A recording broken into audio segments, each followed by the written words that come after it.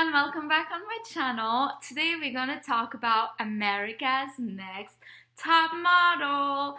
Yes, you heard right. So Netflix just uploaded two seasons 19 and 20 of American Next Top Model, which is produced and by Tyrabanks, which is really famous top models of the 90s. And she's the main judge and sort of the main speaker throughout the show. And I wanted to talk about it because I don't know, like since my husband and I have been watching this, we've been pretty much obsessed, and especially him. I would say I've never thought he would be into it. Like he is a really like science nerd, and now he's been like walking and pausing all the time, like pretending to be a top model, which is really funny. Anyway, so I've been also obsessed. Like we've been looking at it, like lunchtime, dinner time, before bed, and be like, oh my gosh, I didn't know all these things about modeling, and so that's why I wanted to talk about it, to talk about what I learned from watching these two seasons, and things I need, to look out for, and things that it's worth talking about. But to give a little bit of background about why I even, starting watching the show, I guess, growing up in the 90s as a female, and, aspiring performer, aspiring dancer, like I was really influenced by the top models of that era, like Naomi Campbell, Cindy Crawford, what's her name? I wrote it here. Claudia Schiffer, of course, Tyra Banks, and a very famous French model, Laetitia Casta, which is from Corsica. And I wanted to become a model. I remember, putting some of my mom's clothes and high heels and walking in the living room and putting crazy makeup on and sunglasses that were way too big for me. But then, I ended up being pretty short and a little more bulky. So I understood pretty early on that modeling was not necessarily a career for me. Anyway, so here are a few points I wanted to talk to you about. First of all, a few things about the show first is that up to season 19, so this has been going on for like many years, more than a decade, right? Up to season 19, there were only women competitors, okay? So it was always girls model auditioning for these. And then the show opened it up to male models, and it sort of became sort of rivalry between male and female, like who is going to win? Is it going to be a man or is it going to be a female, right? And I thought that was really nice to sort of show a little more diversity, and you had different types of men, different types of women. There was a transgender on the show, so sort of showing the arrays of gender and gender expression and gender performance. Anyway, putting that aside, I learned from the show though that so female, like it's a field that is completely dominated by females, and I didn't really know. I guess it's pretty obvious because I guess on runway you often see women, even in like media and stuff.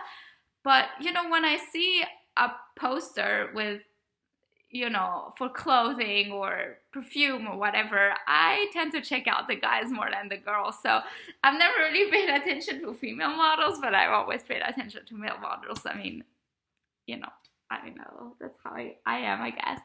Don't say that to my husband. Thank you, please. So that was something. Another thing I wanted to reiterate is that I think it shows really well on the show how difficult of a career it is, and not only to make it as a career, I don't think that is really represented in the show, how difficult it is to actually, make it a living out of it, because some of the models were not necessarily famous, but they were already working as models, and yet they still felt necessary to be on that show. excuse me. Others are, of course, completely novice and it's the first time doing anything like that. But it's hard just as a practice. Like, so you see like Tyra Banks like giving advice on the shoot, right, to girls, like show more, angles of your face. You have to have a long neck. I don't even know how to do that right now.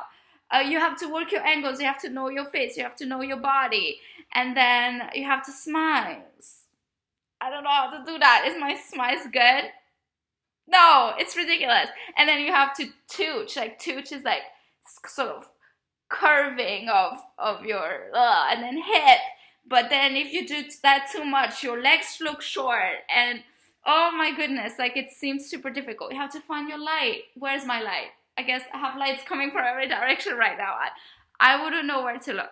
So even if it looks sort of easy and simple, oh, they're just pausing in front of the camera, or they're just walking, it seems like way more complicated. It is more complicated than it actually looks. And that's what people say about dancers too. Like, it makes it look easy, but it's actually pretty hard. Like, there's a lot of technique involved in it. And I think modeling does have lots of techniques too, even though it's not necessarily obvious when you especially look at that TV show.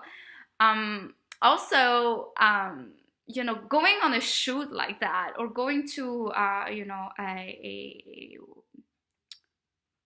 walk event, I don't know what they're called. It's actually very exhausting. Like, the TV show, it shows like, oh, they're on the shoot for like 5 minutes tops, because it's click, click, click, okay, done. Actually, it's a full day experience, and I know that as a performer, and being booked for like commercials or clips or whatever, hair and makeup alone can take anywhere from 30 minutes to 3 hours, no kidding.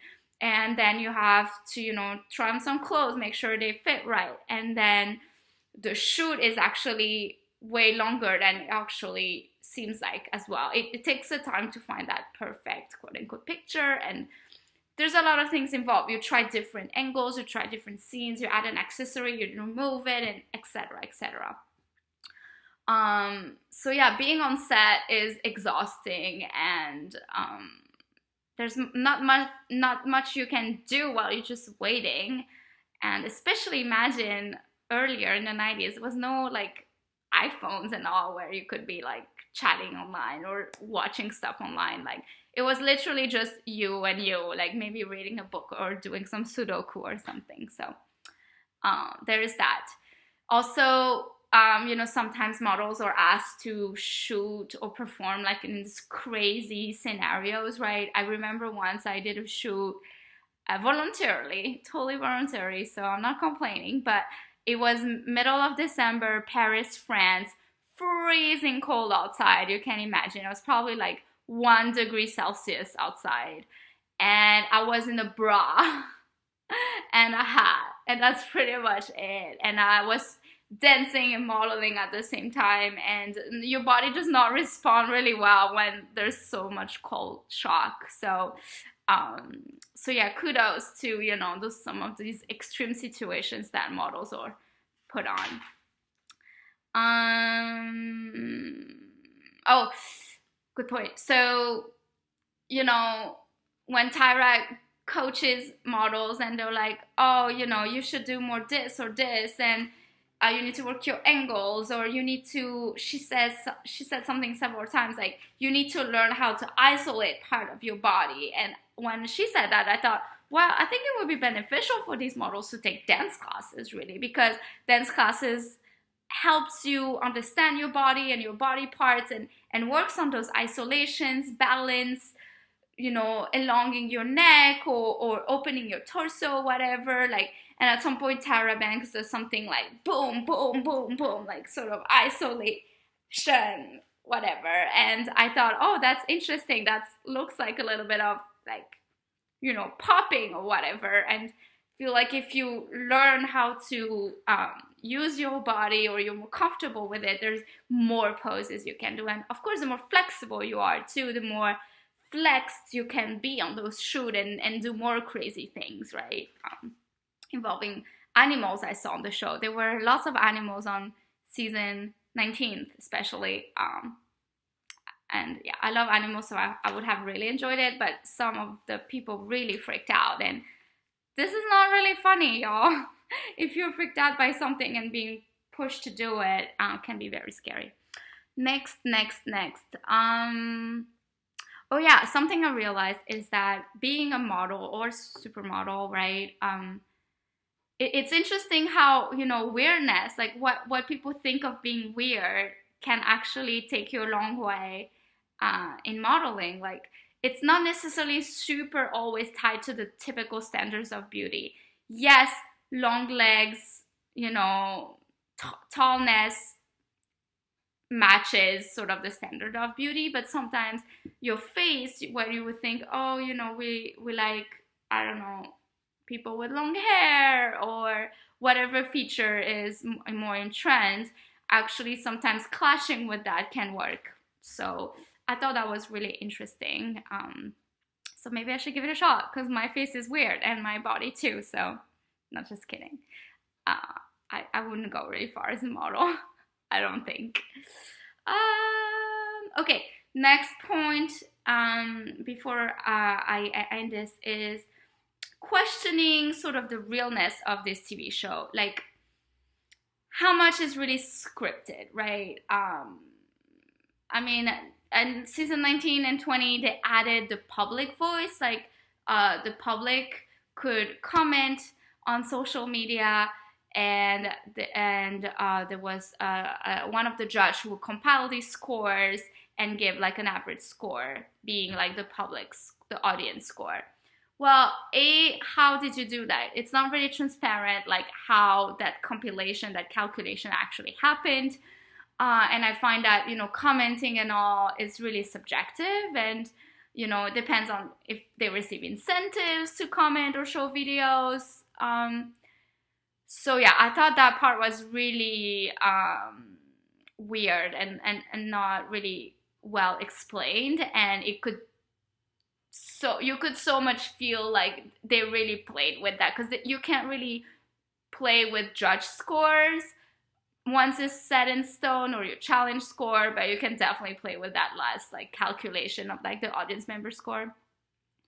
Another thing is how they're judged every week, every day, really, in real life, I imagine, on their best picture, their best modeling picture. And sometimes I felt like, is that really the best picture that, from this photo shoot?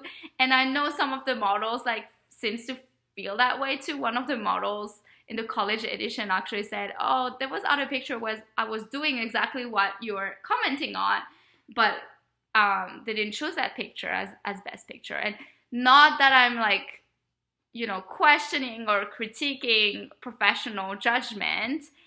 These are experts who chose these pictures, I'm sure, but I'm sure there's always a way to choose a picture that is not that great, so that your social media score go down or your judging score go down, and then you're eliminated from the show, if you don't really want that person there anymore. So there's that, right? It's how really are those things? How scripted are those? TV shows are TV shows, but it's still very fun to watch. And lastly, I wanted to talk about all the hats, not literal hats, but all the hats that Tyra Banks put on. You can see her on the show being obviously the producer, the main judge, right, the lead, the speaker. And then you see her being a photographer, being a coach, being a designer, being a makeup artist. Does she have all this expertise, really? It's crazy. And she's a pro in everything, and it's impressive. She also got a degree from Harvard. So A, when did you have time to learn all these things, being super famous and all? B, it makes me feel your positionality, being a supermodel and already super famous, probably gave you those opportunities of learning all these crazy things and becoming good at them, where maybe some people would die for even you know, getting to school learning about one of those skills. So I thought that was pretty interesting and maybe a little too much for this show. You know, it was just too much. Tyra Banks is good at everything, but nonetheless, she's really good at a lot of things, and she's obviously good at producing because this show has been there forever. So yeah, that was my spiel. Thanks for watching, and if you like it, make sure you subscribe to the channel. And tell me what you think, and please comment and tell me what I should be watching next. Like, what's the next trendy or controversial or crazy thing I should be watching, and I'll be sure to do that and comment on it. Merci, à bientôt.